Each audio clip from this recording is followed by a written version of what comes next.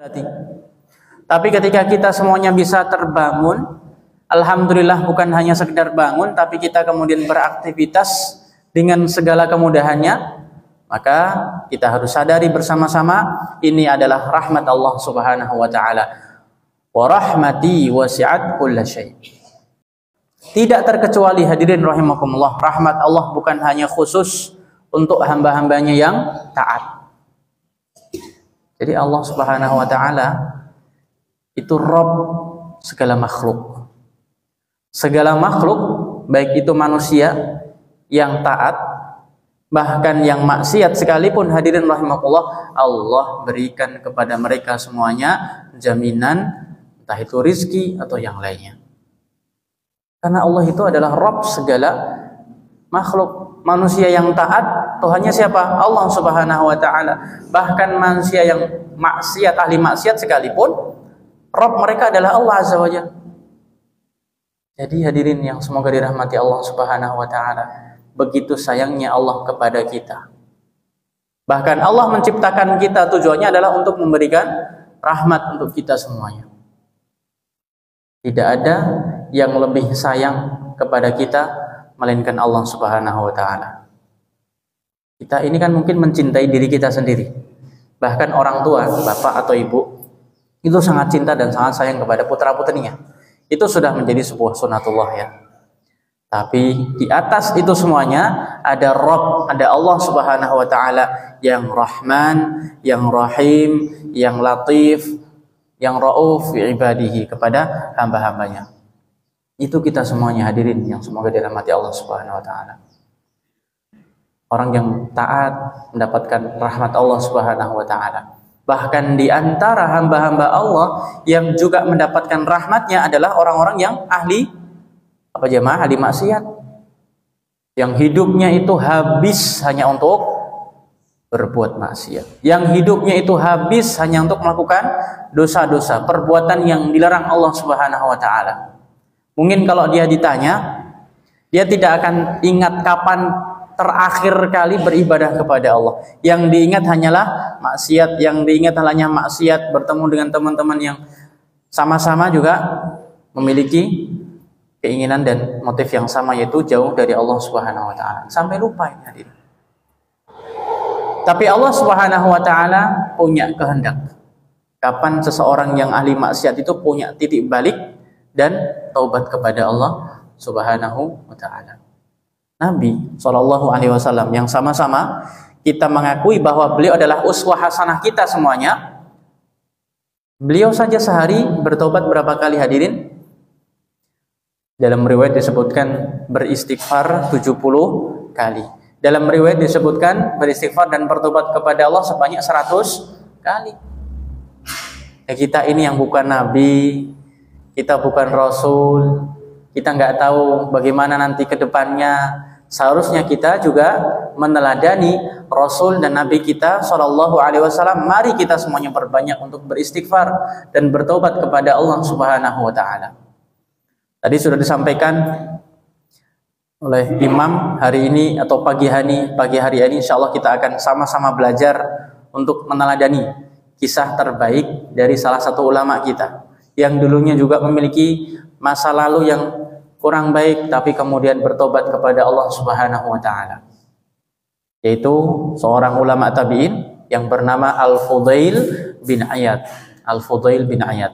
Beliau Al-Fudail bin Iyad ini tinggal di wilayah yang dulu namanya Samarkand.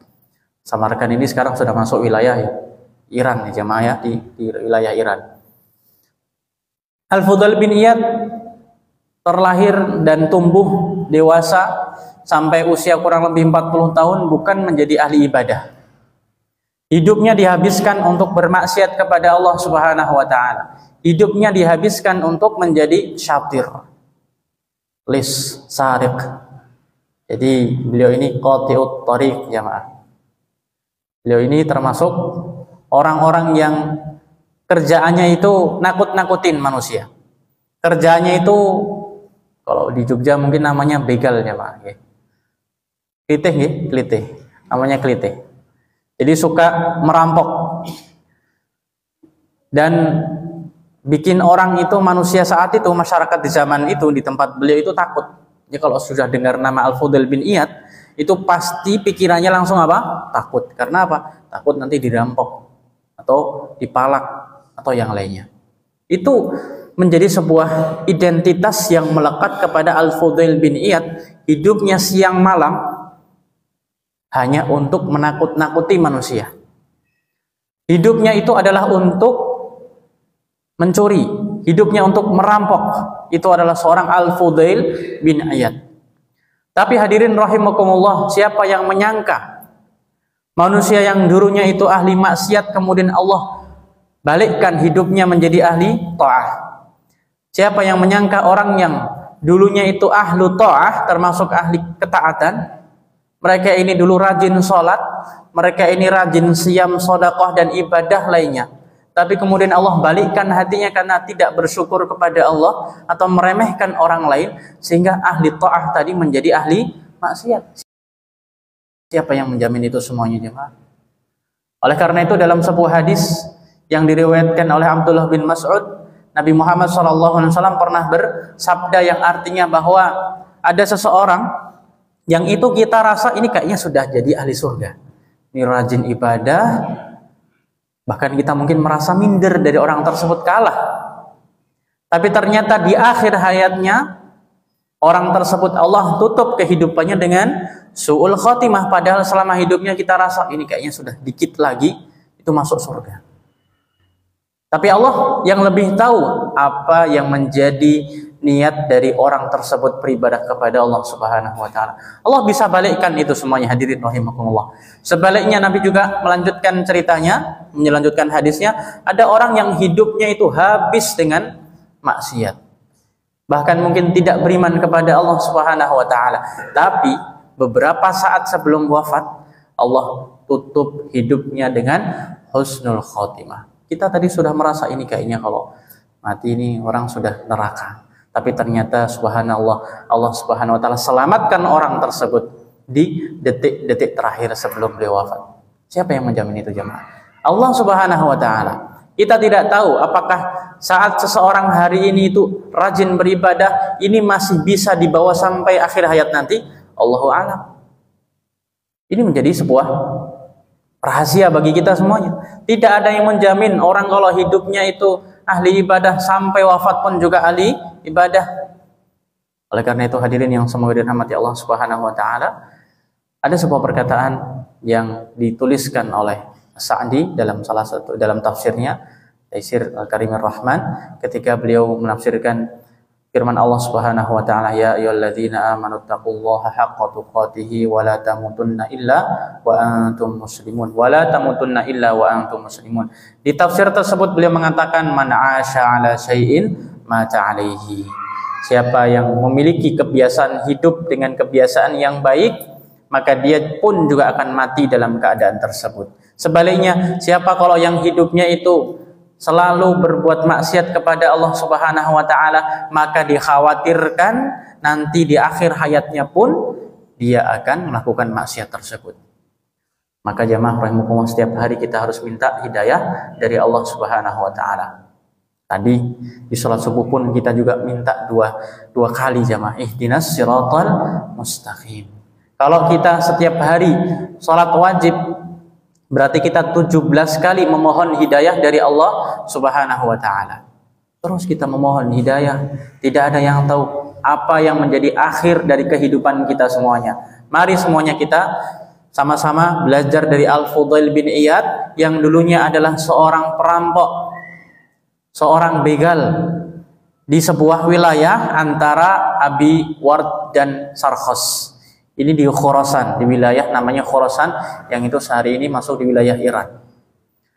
Jadi kalau manusia atau orang saat itu sudah mendengarkan pertama nama Al-Fudail bin Iyad pasti takut. Yang kedua, kalau dengar wilayah Abi Ward dan Sarkhos, mereka pasti akan juga takut. Karena itu wilayah yang biasa digunakan oleh Al-Fudail bin Iyad melancarkan aksi dan misinya itu di situ untuk merampok, nakut-nakuti orang, itu di wilayah antara Abi Ward dan Sarkhos. Hadirin yang semoga dirahmati Allah Subhanahu wa taala. Suatu malam Al-Fudail bin Iyad seperti biasa melancarkan aksinya. Ingin mencuri, ingin merampok di salah satu rumah warga yang ada di situ. Di malam hari beliau naik ke atas rumah. Ini seperti biasa kalau ingin mencuri, ya lihat dulu kondisinya. Kemudian kalau sudah kira-kira aman, naiklah ke atas rumah. Di saat beliau ini berada di atas rumah, yang sebentar lagi beliau bisa masuk ke dalam rumah tersebut, tiba-tiba beliau mendengarkan orang yang sedang membaca Al-Quran. Allahu alam gimana ceritanya Allah Subhanahu Wa Taala jadikan ada orang yang membaca Al-Quran. Allah sudah punya rencana. Kalau orang ini Allah takdirkan untuk bertobat kepada Allah Subhanahu Wa Taala, makanya man aradallahu bihi khairan hayya lahul asbab. Kalau Allah Subhanahu Wa Taala sudah menghendaki kebaikan untuk seseorang, maka Allah akan mudahkan cara dan jalannya untuk orang tersebut.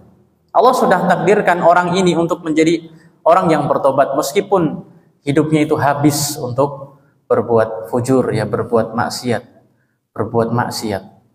Tapi Allah Subhanahu Wa Taala kehendaki Al-Fudail bin Iyad yang berada di atas atap tersebut kemudian mendengarkan ada orang yang sedang membaca Al-Quran. Surat Al-Hadid ayat yang ke-16. Surat Al-Hadid ayat keberapa jemaah? Ayat yang ke-16. Alam ya'ninil ladzina amanu an takhsha'a qulubuhum li dzikrillahi wa ma nazzala minal haqq. Wa la yakunu kal ladzina utul kitaba min qablu fatala 'alaihimul amadu faqasat qulubuhum wa katsirun minhum fasiqun. Hadirin yang semoga dirahmati Allah Subhanahu wa taala. Hati sekeras itu, hadirin, yang hidupnya itu habis untuk berbuat maksiat kepada Allah, jauh dari Allah, tidak kenal apa itu sujud, tidak kenal apa itu ibadah, tapi ketika mendengarkan firman Allah Subhanahu wa taala surat Al-Hadid ayat 16, alam ya'ninil ladzina amanu an takhsha'a qulubuhum li dzikrillah. Allah Subhanahu wa taala negur kita, nyinggung kita semuanya. Belum tibakah waktunya untuk beriman, berkhusyuk kepada Allah Subhanahu wa taala. Alam ya'ninil ladzina amanu an takhsha'a qulubuhum li dzikrillah. Belum tibakah waktunya kita untuk bertobat kepada Allah? Belum tibakah waktunya kita untuk beriman kepada Allah Subhanahu wa taala? Belum tibakah saatnya kita untuk khusyuk mendengarkan firman Allah Subhanahu wa taala? Hadirin yang semoga dirahmati Allah Subhanahu wa taala. Saat Al-Fudail bin Iyad mendengarkan ayat ini, Allah alam gimana caranya kemudian Allah Subhanahu wa taala berdengarkan pendengaran, kemudian hati seorang Al-Fudail bin Iyad bisa menghayati dan merenungi ayat tersebut. Padahal hatinya mungkin sudah hati yang keras. Tapi hadirin rahimakumullah, yang membolak-balikkan hati kita hanyalah Allah Subhanahu wa taala. Hati sekeras apapun, ketika Allah sudah izinkan ayat Al-Quran untuk memasuki hati tersebut, maka pasti sejauh apapun orang tersebut dari Allah, Allah pasti akan berikan kepada orang tersebut kekhusyuan. Mendengarkan ayat Al-Hadid ayat yang ke-16, kemudian Al-Fudail bin Iyad mengatakan, ana ya Allah, sudah datang waktunya aku untuk bertobat. Sudah datang saatnya aku untuk kembali kepadamu ya Allah. Beliau tidak jadi melakukan aksinya tersebut di malam itu, kemudian beliau turun dan beliau bertobat kepada Allah Subhanahu wa taala mendengarkan satu ayat. Satu ayat ini Al-Hadid 16, hadirin, merubah kehidupan Al-Fudail bin Iyad. Yang ini sebetulnya menjadi kritik untuk kita semuanya. Kita ini sudah mendengarkan ayat berapa kali? Setiap sholat kita membaca ayat Al-Quran.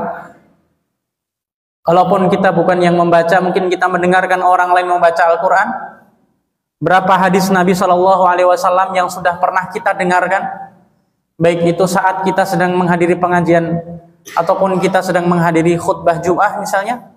Berapa nasihat petuah para ulama yang sudah kita dengarkan. Pertanyaannya, apakah ayat dan hadis tersebut bisa merubah hati kita sebagaimana satu ayat itu yang merubah kehidupan Al-Fudail bin Iyad? Ini satu ayat ya, tapi bisa menjadi bahan bakar seorang Al-Fudail bin Iyad balik.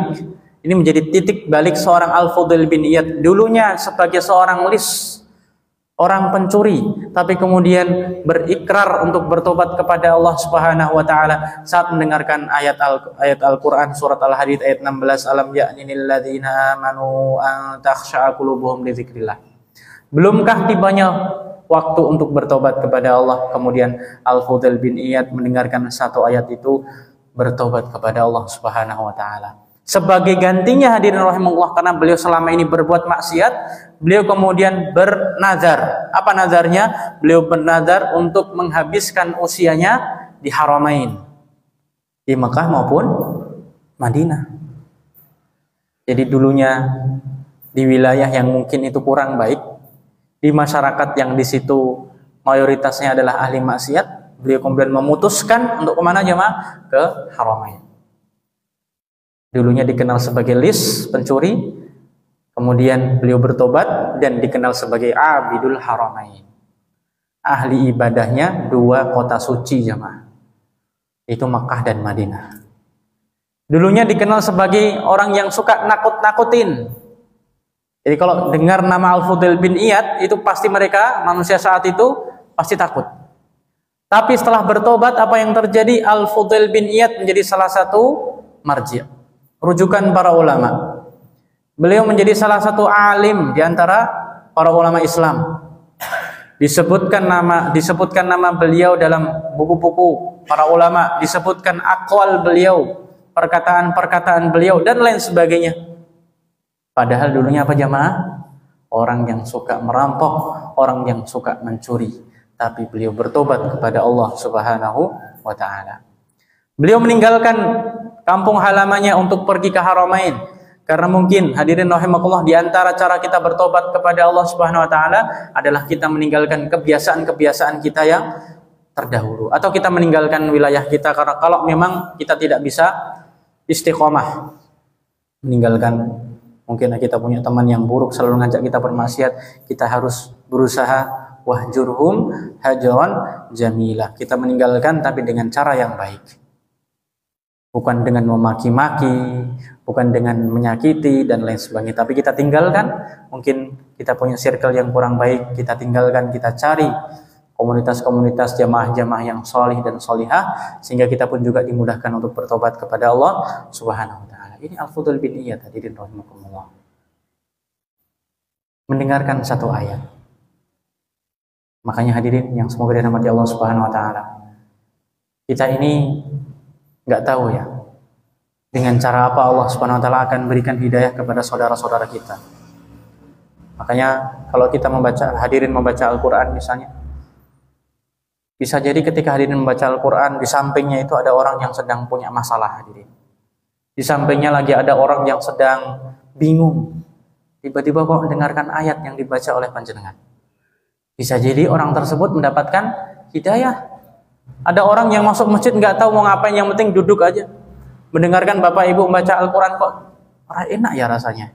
Bisa jadi dengan bacaan ayat tersebut, orang itu mendapatkan hidayah dari Allah Subhanahu wa taala. Kita tidak akan tahu jamaah, perbuatan kita mana yang akan menjadikan orang itu akan kembali kepada Allah Subhanahu wa taala. Mungkin bisa dengan ucapan kita, mungkin bisa dengan tindakan kita, mungkin bisa dengan bacaan Al-Quran kita.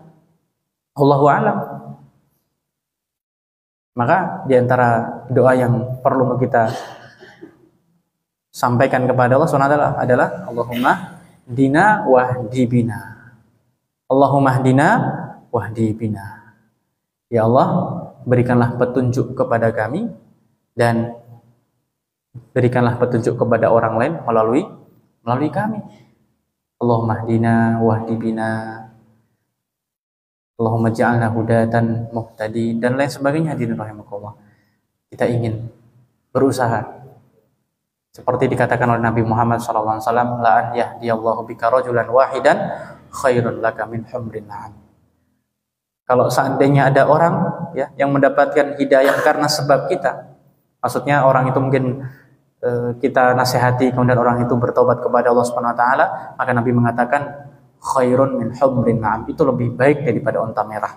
Onta merah saat itu adalah harta yang paling mahal bagi orang-orang Arab, bagi orang-orang Arab.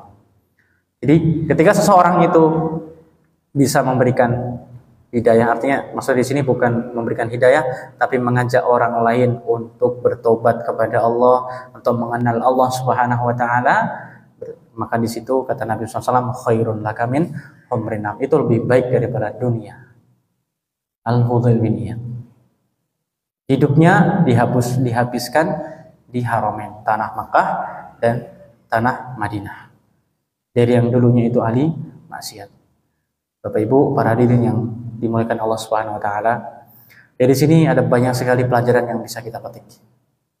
Di antaranya adalah hati manusia itu, ya rahmatullah, hati manusia itu di dalam genggaman Allah Subhanahu wa taala yang kita tidak tahu bagaimana nanti Allah akan tutup kehidupan kita.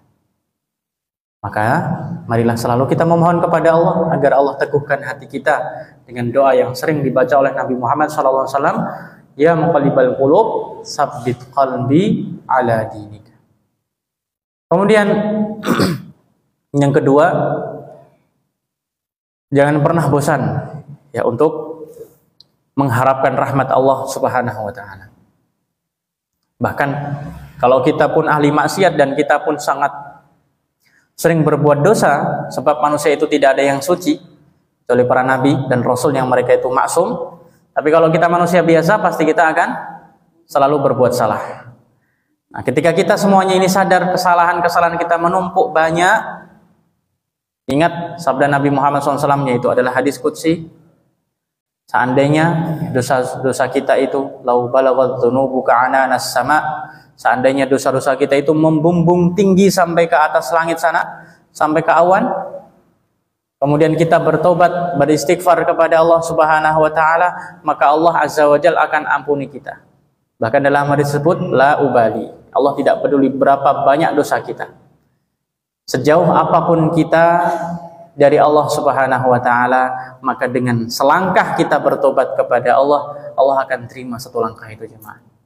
Meskipun kita sudah terlalu jauh dari Allah Azza wa Jalla, tapi dengan kita melangkahkan kaki kita, meskipun itu hanya satu langkah, yaitu bertobat kepada Allah, Allah akan hapuskan. Afallahu amma salaf. Allah ampuni dosa-dosa kita di masa lalu dengan bertobat kepada Allah Subhanahu wa taala. Kemudian yang terakhir yang bisa kami sampaikan sebagai pelajaran untuk dari kisah Al-Fudhail bin Iyad ini, hadirin rahimakumullah, jangan pernah kita merasa sombong dengan ibadah yang kita lakukan. Dan jangan pernah kita merasa putus asa saat kita sudah jauh dari Allah Subhanahu wa taala. Qul ya ibadiyalladzina asrafu ala anfusihim la taqnatu mir rahmatillah. Dalam surat Az-Zumar ayat 53 Allah Subhanahu wa taala berfirman, katakanlah wahai Nabi Muhammad SAW kepada hamba-hambaku yang mereka itu melampaui batas, qul ya ibadiyalladzina asrafu ala anfusihim la taqnatu mir rahmatillah. Jangan putus asa dari rahmat Allah Subhanahu wa taala. Innallaha yaghfiru dzunuba jami'a innahu huwal ghafurur rahim. Sesungguhnya Allah Subhanahu wa taala Maha mengampuni dosa-dosa kita semuanya. Jadi jangan pernah kita merasa oh ini kan kita sudah ini, sudah itu dan sebagainya. Orang yang beriman itu selalu menganggap sedikit amal solehnya. Orang yang beriman itu selalu merasa kita belum berbuat apa-apa. Tapi kalau kata Hasan Al-Basri, orang munafik itu merasa dirinya sudah hebat padahal kosong. Sedangkan orang yang beriman itu amalnya banyak tapi masih menganggap sedikit. Amalnya banyak tapi tetap khawatir dan takut kalau tidak diterima oleh Allah Subhanahu wa taala. Maka jadilah kita semuanya seperti orang-orang yang disebutkan oleh Hasan Al-Basri, orang yang beriman itu adalah orang yang beramal soleh banyak, tetapi tidak sombong, tidak takabur, tidak ujub, dan merasa dirinya masih kurang. Sehingga ketika kita merasa diri kita masih kurang, kita akan berbenah, oh saya punya kekurangan di sini, yuk kita berbagi bersama-sama, dan seterusnya. Hadirin yang semoga dirahmati Allah Subhanahu wa taala, ini semoga menjadi kisah inspiratif di pagi hari ini, menjadi pelajaran untuk kita semuanya bahwa Al-Fudhail bin Iyad yang dulunya kita kenal seperti yang kita sampaikan tadi, tapi Allah Subhanahu wa taala balikkan hatinya menjadi orang yang ahli ibadah, bukan ahli ibadah tapi juga dikenal sebagai salah satu ulama umat Islam. Dulunya dibenci, dulunya ditakuti, sekarang dicintai. Siapa yang membuat itu semuanya jemaah? Allah Subhanahu wa taala. Semoga kita pun juga demikian seperti itu. Bagi hadirin yang umat Islam yang sudah diberikan hidayah oleh Allah Subhanahu wa taala, selalu mohonlah kepada Allah agar terus berada di atas hidayah itu. Memohon kepada Allah agar Allah dengan rahmatnya, dengan kasih sayangnya menuntun kita untuk selalu bersyukur. Sebab dua hal yang membuat hidayah kita dicabut jamaah, karena kita kurang bersyukur, dan bisa yang kedua sebabnya karena kita meremehkan orang lain. Dalam sebuah hadis Nabi SAW bersabda, man ayyara akhahu bizanbin lam yamut hatta ya'malahu. Atau kama qala sallallahu alaihi wasallam. Ketika ada orang yang meremehkan orang lain, dia misalnya mengejek dasar ahli maksiat dan seterusnya, bisa jadi orang tersebut tidak akan mati kecuali juga melakukan perbuatan tersebut. Jadi jangan sampai kita ini lisannya itu kepleset, mengejek orang lain, wah dasar peminum khamr, dasar ini dan itu dan seterusnya. Jangan pernah kita menghina dan menjelek-jelekkan bahkan pelaku maksiat. Jadikan lisan kita bukan untuk lisan yang suka mengumpat, tapi lisan yang suka mendoakan saudara-saudara kita. Hadirin yang semoga dirahmati Allah Subhanahu wa taala, lihatlah ahli maksiat bukan dengan pandangan hina dan keji, tapi lihatlah mereka dengan pandangan kasih sayang. Kita doakan mereka, dan mungkin kita pun juga dulunya seperti itu. Tapi kemudian Allah lebih dulu berikan hidayah kepada kita semuanya. Ini yang bisa kami sampaikan, kurang lebihnya mohon maaf. Kebenaran datangnya hanya dari Allah Subhanahu wa taala. Kalau ada kesalahan, kami mohon ampun kepada Allah Subhanahu wa taala. Semoga Allah ampuni dan berikan rahmat untuk kita semuanya. Amin ya rabbal alamin. Subhanakallahumma bihamdika asyhadu an la ilaha illa anta astaghfiruka wa atubu ilaik. Wassallallahu wasallam ala nabiyyina Muhammad wa ala alihi wa sahbihi ajmain. Terima kasih. Wassalamualaikum warahmatullahi wabarakatuh.